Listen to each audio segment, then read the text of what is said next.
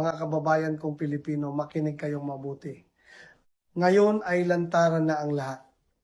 Gusto nila akong ipaaresto gamit ang isang warrant na hanggang ngayon ay hindi naman malinaw kung totoo ba talaga o isa lamang palabas para linlangin ang taumbayan. Ang mas nakapagtataka pa, bakit si Trillanes ang tila may hawak at nagkakalat nito. Hindi naman siya ICC, hindi rin siya Interpol, kaya bakit parang siya pa ang pinakaunang nakakaalam at nagmamadaling ipaaresto ako? Kung totoong legal at malinaw ang warrant na iyan, bakit hindi nila maipakita ng diretso sa publiko? Bakit tila puro situation number lang ang lumalabas at wala namang malinaw na detalye? Kahit ilang opisyal ay tila hindi rin makapagbigay ng diretsaang sagot. Kaya malinaw sa akin na may mas malaking laro na nangyayari sa likod nito.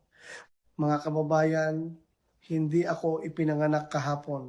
Matagal akong naging pulis at alam ko kung paano gumalaw ang operasyon, kung paano gumawa ng pressure, at kung paano maglatag ng bitag para pabagsakin ang kalaban sa politika. Hindi ninyo ako basta-basta mauuto sa mga ganitong estilo. Kanina lamang, pinilit nila akong pigilan makapasok sa Senado.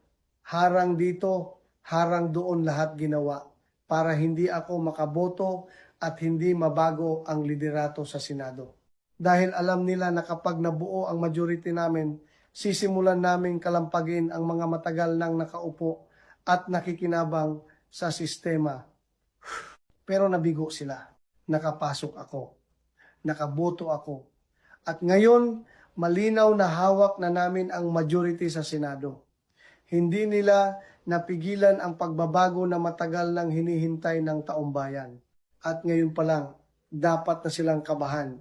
Dahil sisimulan naming busisiin ang malalaking anomalya sa gobyerno, lalo na ang flood control project scandal na bilyon-bilyong piso ang sangkot habang ang ordinaryong Pilipino ay lumulubog pa rin sa baha at hirap.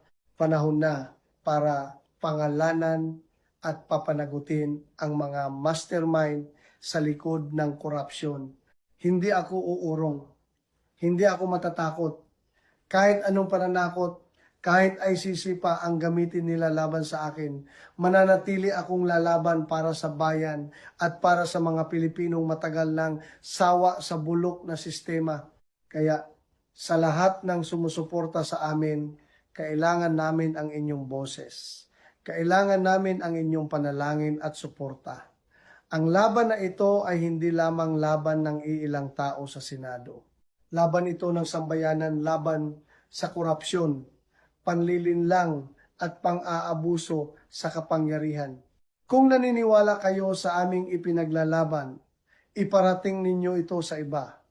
I-share ninyo ang mensaheng ito at ipakita nating hindi kayang patahimikin ang mga Pilipinong naghahangad ng katotohanan at hustisya. Daghang salamat, mabuhay ang sambayanang Pilipino.